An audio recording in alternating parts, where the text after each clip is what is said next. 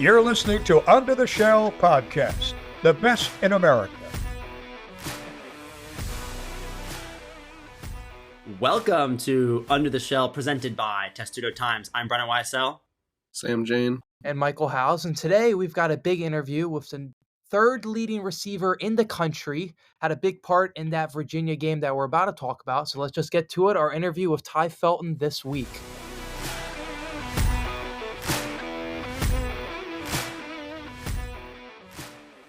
All right, TAI, thank you for joining us. So heading into week 4 this season, you've had 3 of the strongest weeks of your collegiate career.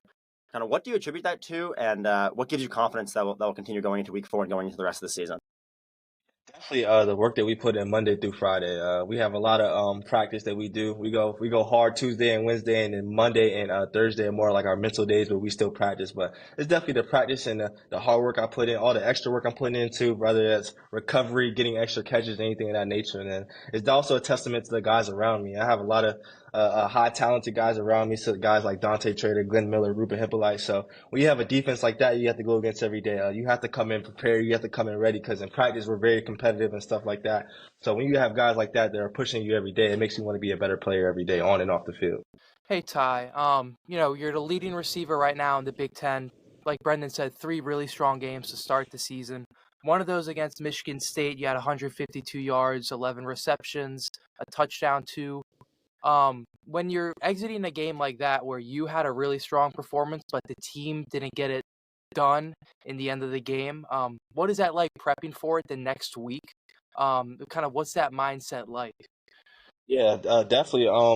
There's always room to improve. And when you have a game like that, you can always find mistakes and room to improve. So, and my biggest thing is trying to get a W every weekend. So the stats are cool and stuff like that, but I'm always looking to see what I can do more so we can get wins and stuff like that. So throughout the week, it's definitely just going back and looking at the film, looking at little mistakes, little minor details that we could fix. And then Monday, the biggest thing is just resetting, not holding on to a loss or not holding on to a win for too long. Our big thing is celebrate the win for 24 hours. And if it's a loss, you tone in on it for 24 hours and you look back on your mistakes and reset Monday. So definitely just resetting and being in the present too as well. Staying in the present, because when you look down the road and you look down the season and stuff like that, that can bring you all types of anxiety and definitely mental challenges, because you're looking down the road, you're so focused on trying to be great and get those W's and stuff like that. So definitely staying in the present is definitely important. So that's something that us as a team has definitely been working on for sure. And then, obviously right now we're coming off the Virginia win, but with that Michigan State loss, what did you guys see through the film, kind of looking back, things that you guys could have learned from, done better, that you guys then kind of did against Virginia to get that win? Right, yeah, it's definitely a lot of minor. I feel like a lot of the game that we lost is us beating ourselves. We had a lot of penalties in that Michigan State game that kind of hurt us, and then so we started off kind of slow in Virginia game. We had some penalties that hurt us, and we had some bad non-manageable third downs that we had. But yeah, just really focusing on the minor details and fundamentals, because that's all it goes back to at the end of the day. Just falling back on your training and then just resetting every Monday so we can try to get a W this weekend. It's pretty clear that a lot of your success this season goes back to your work ethic in the offseason, and goes back to your work ethic kind of throughout your career, and even this year, being one of the first guys out on the field and kind of late nights and practices. Where did that start for you? Like at what point in your football career did you kind of say like, all right, I'm going to lock in and work as hard as I can to achieve this goal? Yeah, 100%. It's definitely something I kind of had in my blood throughout high school and throughout ever since I started playing football. But this year, kind of realizing the opportunity that I have in front of me and knowing what I can do, has definitely been boosted out of 100%. Just me working on my mental state and how I go into things on and off the field, rehabbing and stuff like that. So it's something I feel like I've always had in my blood, but it being my senior year and then knowing the goals I have for this team and me believing in this team and I know what we can do, it just makes you want to work so much harder. And then again, when you have guys like the guys I have around me, Billy Edwards, Caden Prather, Glenn Miller, all those guys, you want to elevate your game and work harder too, because they're putting everything they got on the field to work hard as well. So it's definitely the guys I have around me too, for sure. Kind of talking about that work ethic. I know strength and conditioning coach Ryan Davis, he sent you and 3 other players, I believe, to a workout facility this past off season where you guys worked out with the pros.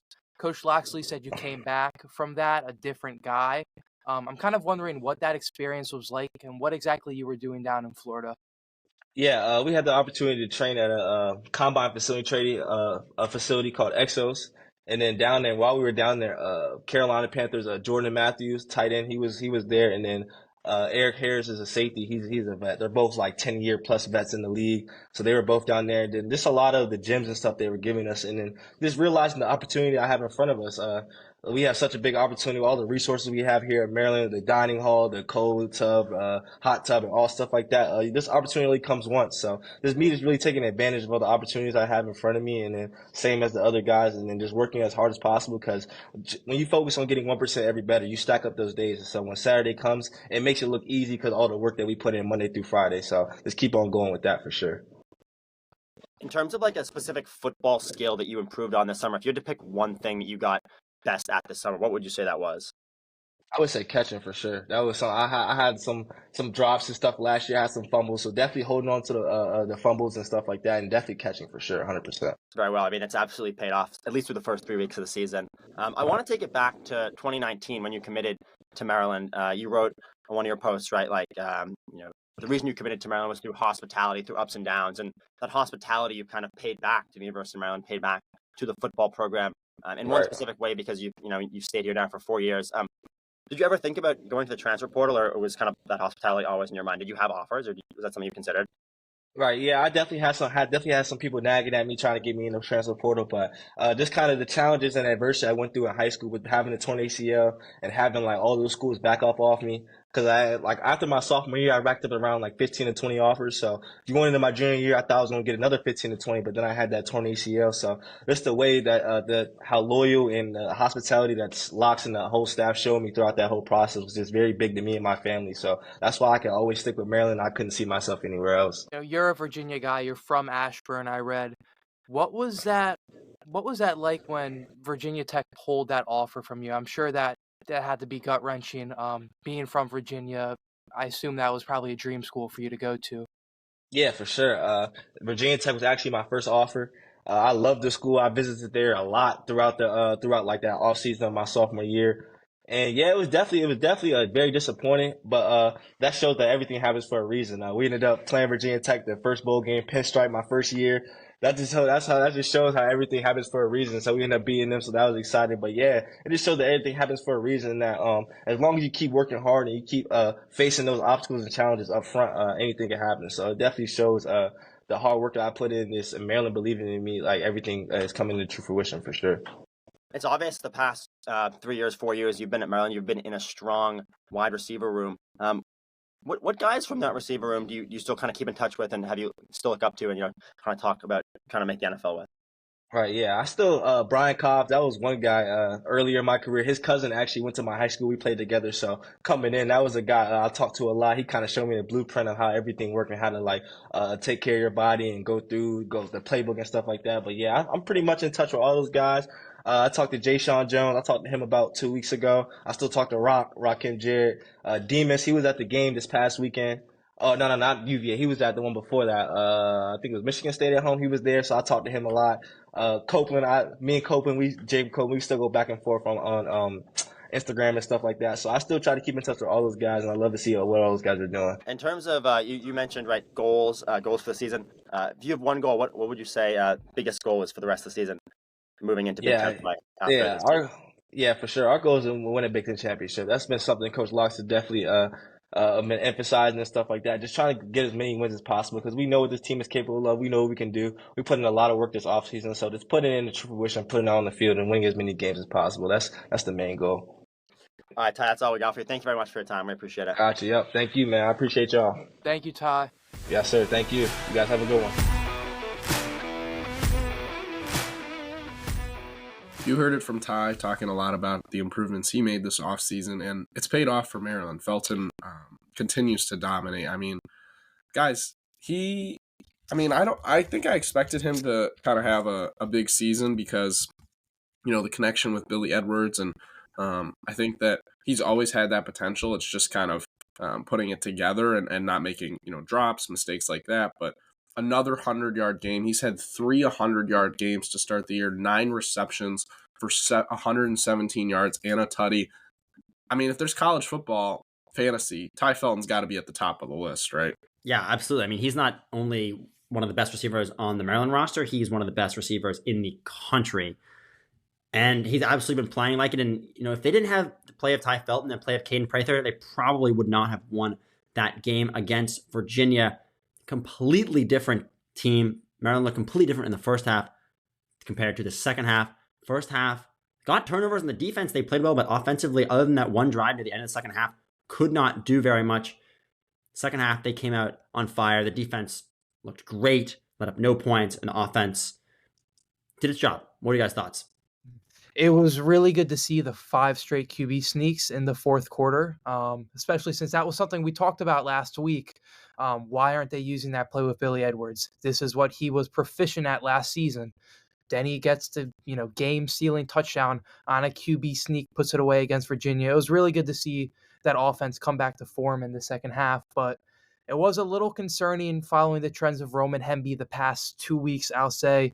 Going into the season, we kind of thought he'd be the bell cow of that offense, but he had his second straight dud game, second straight with 35 or less rushing yards, no rushing touchdowns. Nolan Ray actually finished with more rushing yards on Saturday. He's been the more efficient back this season. Even Colby McDonald's been the more efficient back this season than Roman Hemby. Colby McDonald is averaging 5.4 yards a carry on 17 attempts. That's not much, but Nolan Ray is averaging 5.5 on 24 attempts, while Roman Hemby's only averaging 3.7 on 36. So it's unclear right now if he's battling any sort of injury, but it is an interesting storyline to look at with how the running backs are producing this season for the Terps, especially since we were talking about this is the group that the offense is going to kind of rally behind this season, and it's mostly been TAI Felton so far to this point. Yeah, I mean, I do think that Nolan Ray has had a really good start to the year. I think both those numbers, him, McDonald, and Ray, are boosted by a lack of carries, right?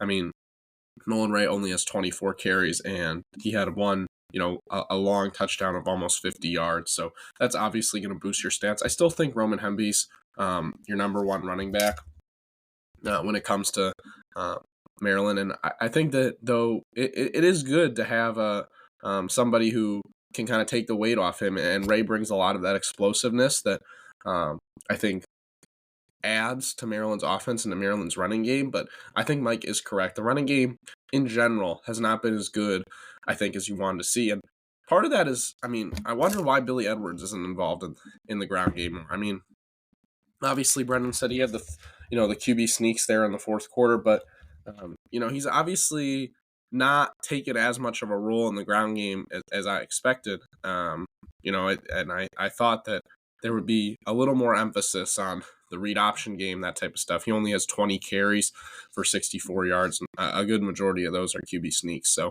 an interesting facet to watch out for. By covering the team, Sam, do you think that might be Loxley trying to protect his quarterback from getting more of those heavier blows from the defense if he's running as much? Yeah, I think that's a good point. I mean, obviously you don't want to put your starting quarterback at risk, especially because Billy's thrown the ball, pretty well. I do think that in these kind of bigger games, you gotta rely on his legs more. Got to use the option game more. He's got to be more involved. And I do wonder kind of what that'll look like as they get into Big Ten play more, because their offensive line, has been interesting. Looking at PFF's grade, they're 57.4 in run blocking. I do think that is obviously something that you don't want to see. I think that this offensive line has struggled on the ground, and I don't know. I worry that if Maryland's not going to be able to run the ball effectively, and they didn't really do that in this game, what is that offense going to look like? Because there's not really a lot, there in the pass game when you're having to rely on it so much. Because right now they rank second to last in PFF's rush blocking stats in the Big Ten. So, not great. And I think we might have been overlooking how poor this offensive line was going to play.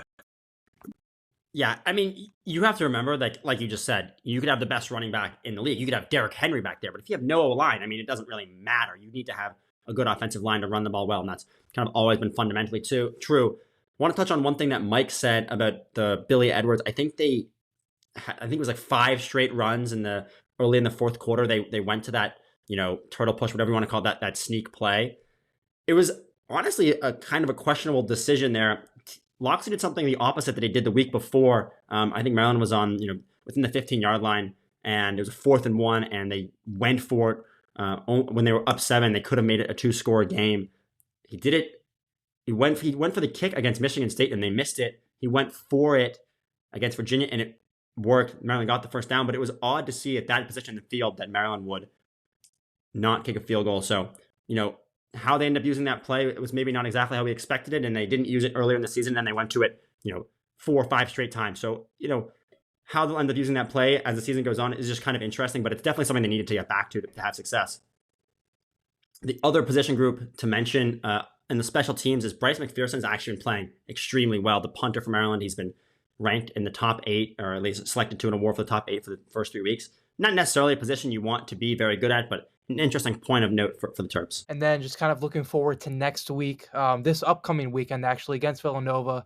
What do you guys think is going to happen in this game? Villanova's 3-0 right now.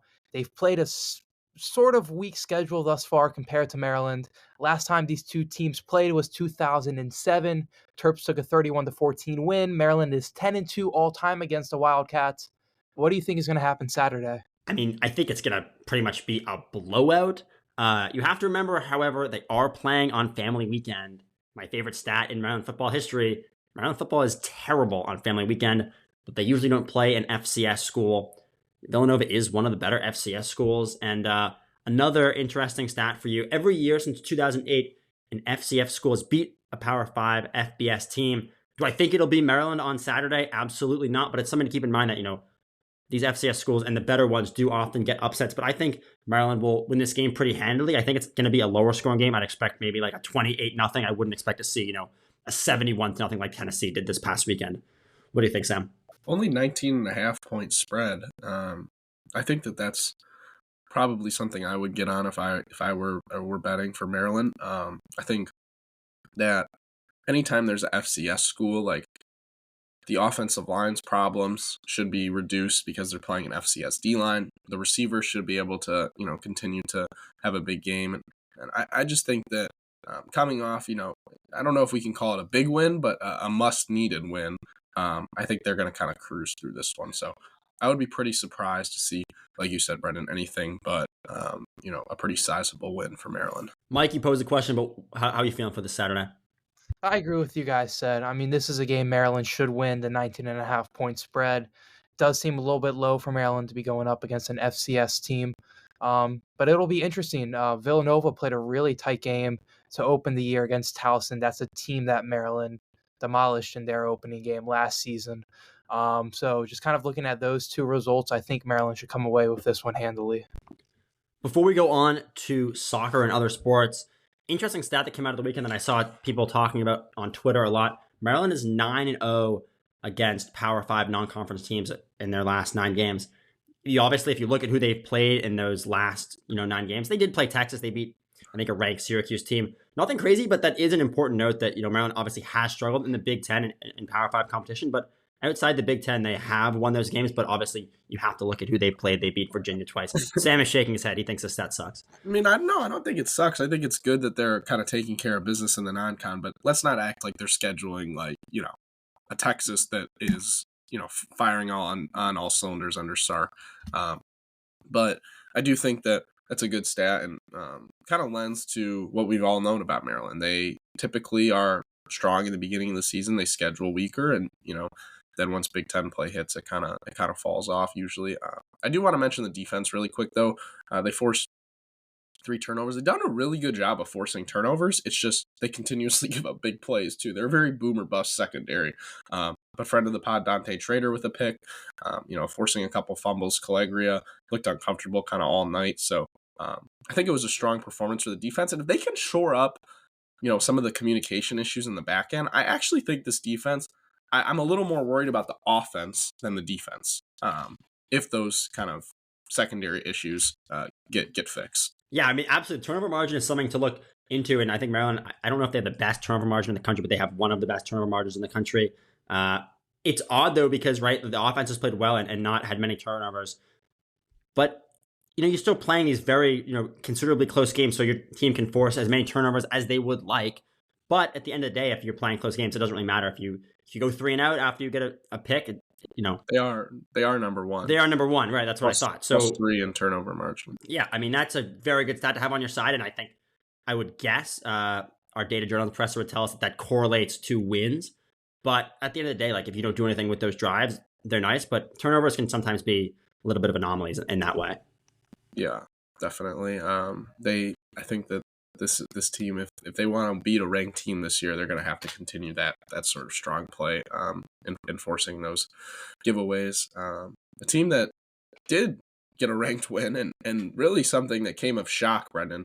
The men's soccer team taking down top 10 ranked Wisconsin, a massive win for Coach Zarofsky, 3-0, so pretty handedly. And Colin Griffith with another huge goal.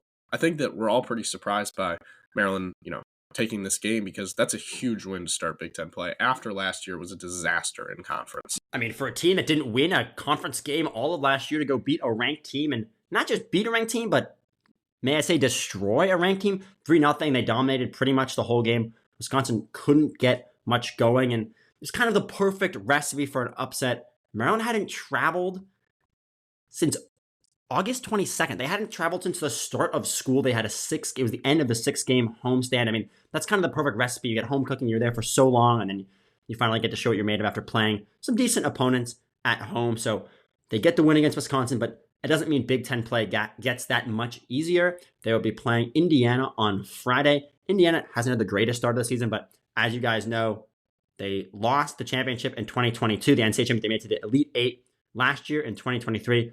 Indiana is a quality opponent, and I would expect a very tough game for Maryland. And honestly, I said it before the Wisconsin game. I didn't think they were going to win. I would say that Maryland probably will not win against Indiana this weekend. It's just tough to travel after such a good win. I think there's going to be a bit of a hangover there. Yeah, and I think that you got to look at this team. That's just a huge win, though. I mean, you can't talk about it enough to kind of come in and change up. I read in the Diamondback, Zarofsky really changed up the formula for that game. They kind of shifted around their defense a bit.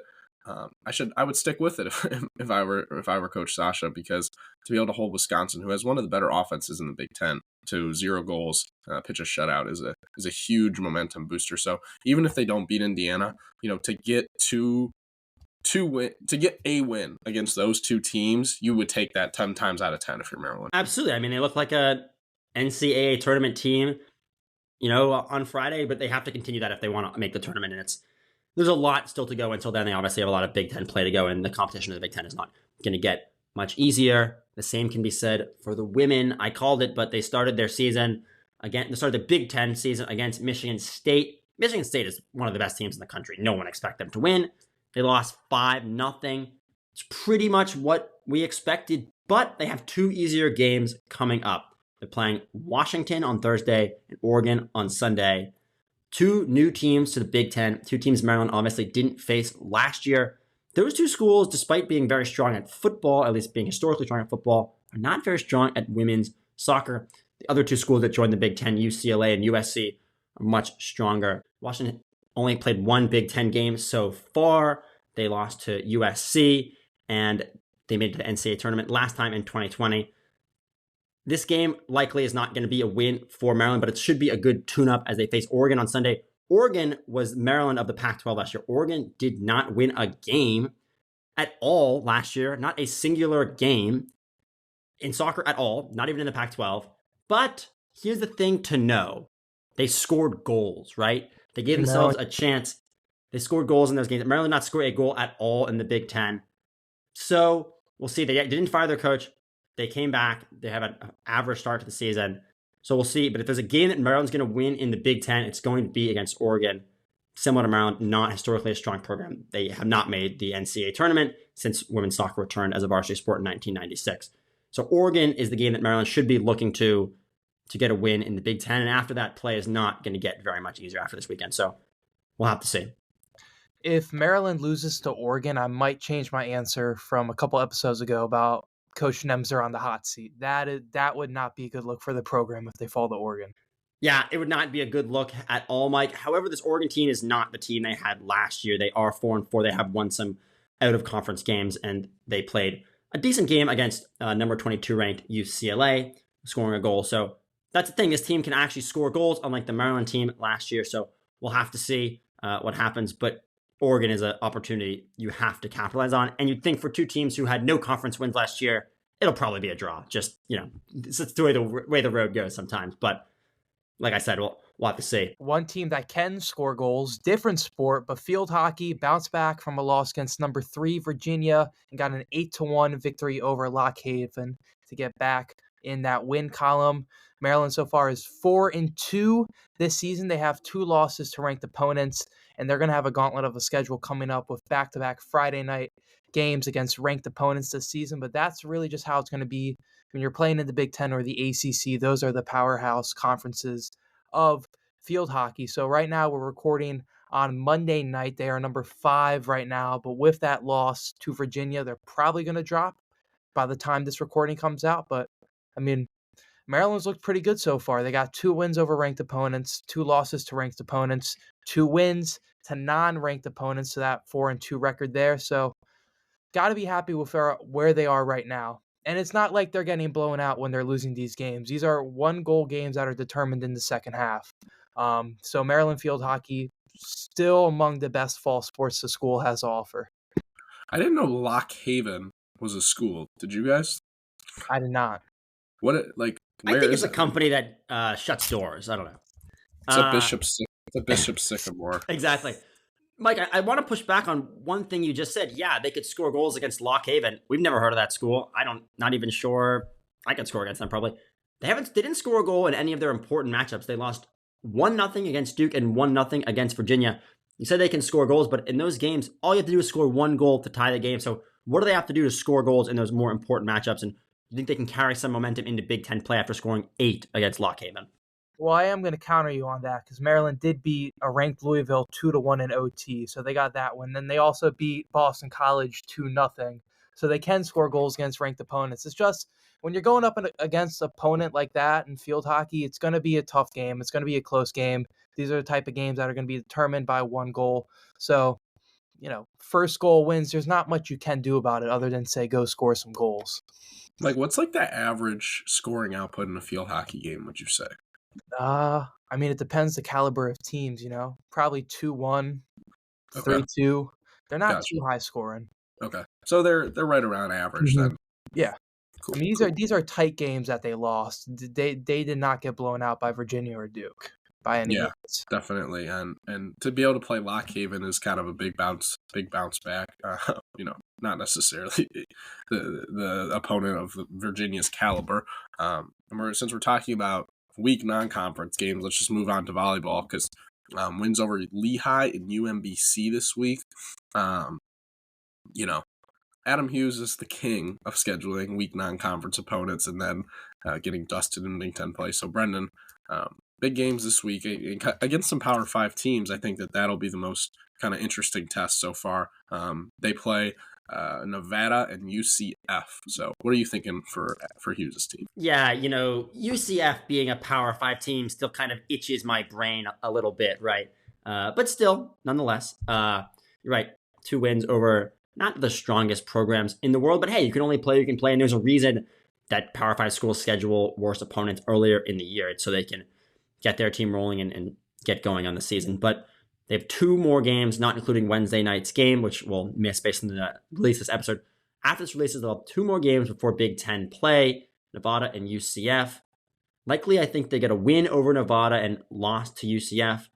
However, Nevada has had a decent start to the year, but overall their roster is just not very strong. I don't think they can compete with Maryland, but we'll have to see. And I think next week will be the week where I break down the Big Ten schedule. But until then, we'll see what they can do in those 2 games, and then we'll go forth. And as we move on to a sport that's not in season, we covered all those pretty quickly. A team that I think a lot of people are really interested in seeing. But let's talk about the future of that team, the men's basketball squad. Huge pickup for this weekend. Mike, top 100 recruit. Now he he jumped very high in the rankings after committing to Maryland. Take me through Kevin Willard's first commit of 2025. Got a big commit in power forward Marcus Jackson. He's the number 65 ranked player in his class, a 4-star. He's playing in Arizona, Compass Prep, for his senior year, but he's originally from Baltimore. So you kind of see Kevin Willard going for those DMV products. And you could potentially see an all Baltimore front court for Maryland next year if Derek Queen comes back. So that would be interesting to see.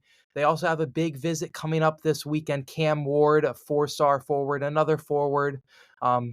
He's a local product as well. So they got a couple forwards with offers right now. Also Jordan Scott, which would be interesting to see. He's currently looks like he's going to commit to Michigan State. So if you get Cam Ward, that kind of balances out losing Jordan Scott. But I'm honestly kind of surprised by Jordan Scott being projected for Michigan State because his mom is Christy Winter Scott, former Terp basketball legend. So you would have thought it would have swayed the other way, but Yeah, I mean, I do think that I love Cam Ward. I've seen him play live a couple times at Largo, which is a local high school. His dad is his coach, and they have an incredible relationship. They're pretty funny to watch together. But Ward would be one of the most exciting players in the Big Ten, Mike. An explosive athlete. Like we're talking, top 10 draft pick athleticism. His game is not very polished, and I don't want to just use the cliche of raw athlete who isn't a great a great scorer in terms of his shooting ability and things like that. But I do think that he's a player that you need to get if you're Maryland, right? I mean, goes to school probably couple minutes away.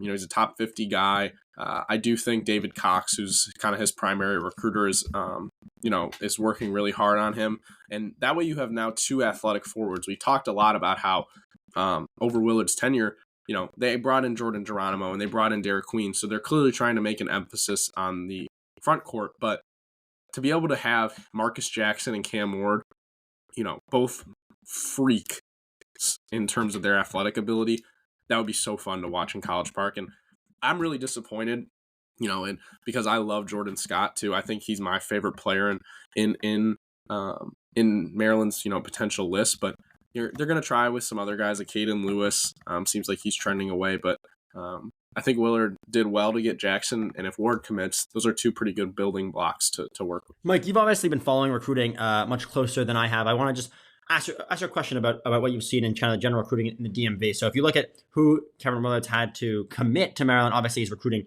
many more players than actually commit, but only 2 players not from the DMV, Braden Pierce and Malachi Palmer, 2 players who are yet to actually step foot on a court in College Park. It's obvious that Kevin Willard, at least it seems obvious that Kevin Willard targets mostly DMV recruits, but what do you think Willard has to do to get players outside the DMV interested in Maryland, maybe how it was back in the early 2000s when they were having recruits outside the DMV?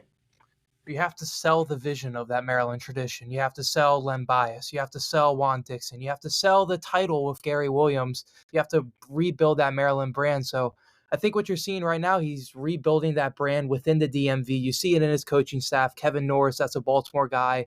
David Cox, that's a DC guy. They're rebuilding that local brand right now, and then hopefully can get some more recruits from outside the DMV. Maybe getting Marcus Jackson, who's playing in Arizona, maybe that can, attract some players from that region to Maryland, so it's all about kind of rebuilding the brand. I have a much simpler answer. I think you got to win and you got to get NIL money going to be able to pull out those players from outside the DMV where, at least in terms of, I would imagine most players don't know, Maryland's rich history as well as, a guy who grew up here. So like, when you talk about Juan Dixon, right? Does a kid from, Florida know who Juan Dixon is? Probably not. And the last first-round pick that Maryland's had was 4 years ago in Jalen Smith. So I think you got to win more. I think you got to enhance your NIL program. And then I think you're going to start seeing a flood of recruits because it's clear Willard's prioritizing the DMV. And honestly, I don't know if you need to really go outside of it. Do you? Do you think, Mike, that, there's so much talent around here, especially in these next 2 classes. If you land 4 or 5 guys from the area, that's a pretty damn good class. But he hasn't been able to consistently do that. They just lost Amari Witherspoon. He's a local guard from St. John's in D.C. He ended up going to Pitt, and that, he's missed on a couple guards this cycle. So you got to more consistently round up the local talent. Guard play too. I mean, when's the last recruit Maryland pulled in at the guard position? Cowan. It's taken me a while to think. But that'll Well, I mean, that's why the transfer portal exists, right? But you obviously don't want to rely on that for everything. Yeah, I mean, especially at the guard spot, right? Like bringing in constant fifth-year seniors, eventually you're going to miss, right? Like I think Jacoby Gillespie is going to be really good. Obviously, Jameer was a great pickup, but you need to have somebody in the pipeline to kind of take over because there's nothing more valuable than a really talented guard who plays like 4 years at your school, right? Think Cassius Winston, think guys like even in the Braden Smith at Purdue, like those guys are gold in college hoops. Another point we didn't touch on is also the new basketball facility that they're building. I know for a fact, just talking to a couple recruits from football, the football facility, that attracts a lot of people. I assume the brand new facility right next to the Xfinity Center, that's also going to bring in some talent as well. Yeah, I mean, the old-fashioned methods are obviously always going to get you being close to home and having a nice place to work out. Doesn't hurt, but I think in this age, NIL probably trumps all of those. But, if you can compete with another school NIL and you have those other things like a new facility, it obviously is very helpful in your recruiting. Down to our second to last segment of the episode. We got the pick segment. I'm coming off a pretty hot week, 3-0. Everybody, if you want to go back to last week's audio and listen back to their reactions when I gave my picks, Maryland, Notre Dame, Colorado, it was all clowning. 3-0 week. It worked Objectively terrible picks. Yeah, and it worked out. It worked out. So we're going to stay on that train. We're going to take a couple crazy picks this week. We're going, honestly, it's not that crazy. I'm not going to lie. Penn State, Kent State, over 55. Penn State is already getting 49.5 points, so why not just get the over on the 55? Oregon State favored by 4.5 points versus Purdue. Purdue stinks. They lost to Notre Dame. And then to round it up, Florida favored by 5.5 points at Mississippi State. Florida's had a pretty rough start to the season, but I think they'll rebound this week against an equally bad Mississippi State. Yeah, I mean, we clowned your picks last week. They're not terrible this week, honestly. I kind of like them, which probably means we're going 3.